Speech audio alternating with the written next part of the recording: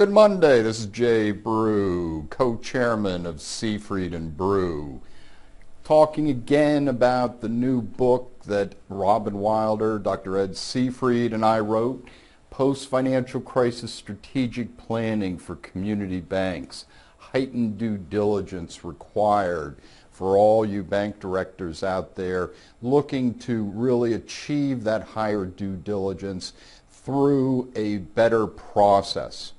And one of the processes we talk about strategically in the book is the whole aspect of looking at a strategic planning model.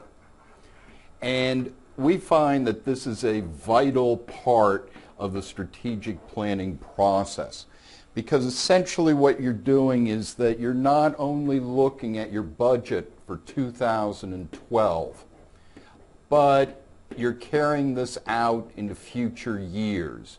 In some cases, some banks take it out for a 5-year period of time. We even say to go out into a 10-year period of time and really sit there and say, what are we going to look like during this in terms of our balance sheet and income statement?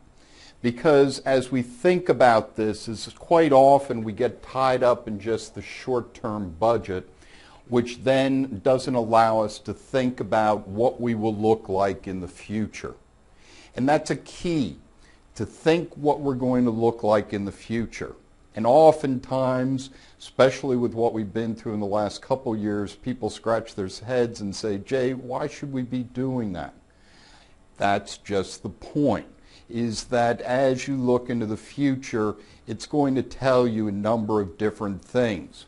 For instance, one of the pieces, of course, is to chart out what you think your growth is going to be and what you think you'd like to see your growth to be.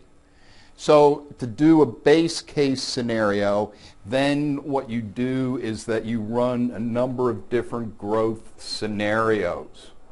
And everybody knows that I'm a big fan of looking at different scenarios, especially in this whole aspect of growth.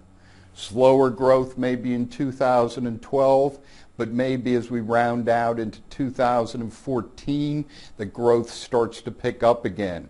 And what kind of impact is that going to have? What kind of impact is it going to have depending on a changing deposit base? Loan growth, especially banks expecting loan growth this year to be relatively flat. Well, what do you have to do in the future to put yourself back onto track? So you want to look at that overall balance sheet and sit there and say what our growth assumptions might be. You can then carry that forward into your asset liability modeling and future budgeting. So as we think about that and run those scenarios, is that then we can look at our overall earnings power with this growth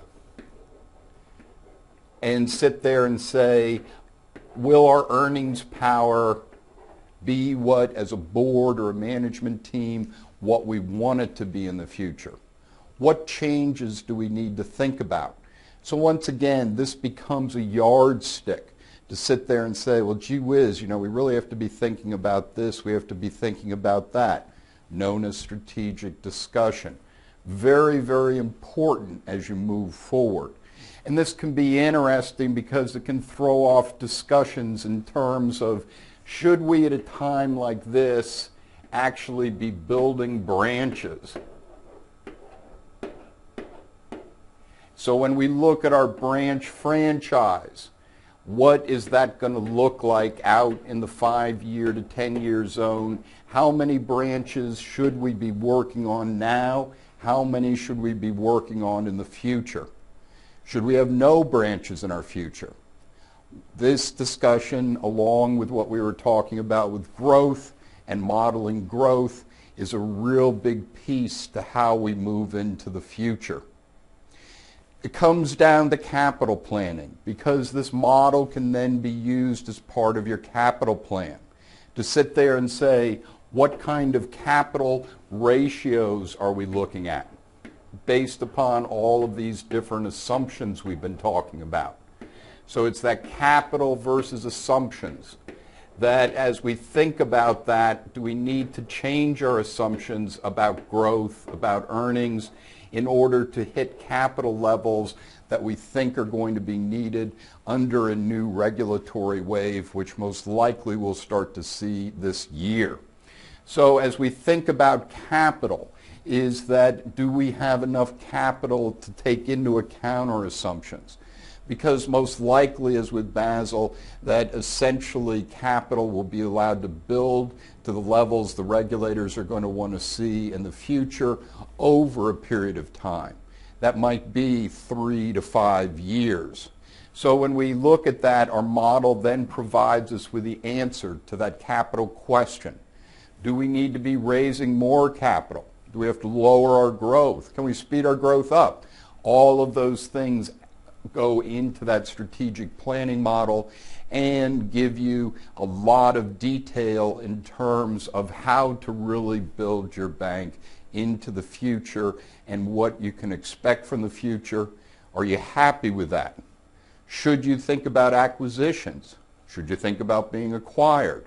Once again, looking at numbers, looking at the kind of modeling like we do here at Seafried and Brew starts to really answer a lot of these questions and is really at the core of your strategic planning process.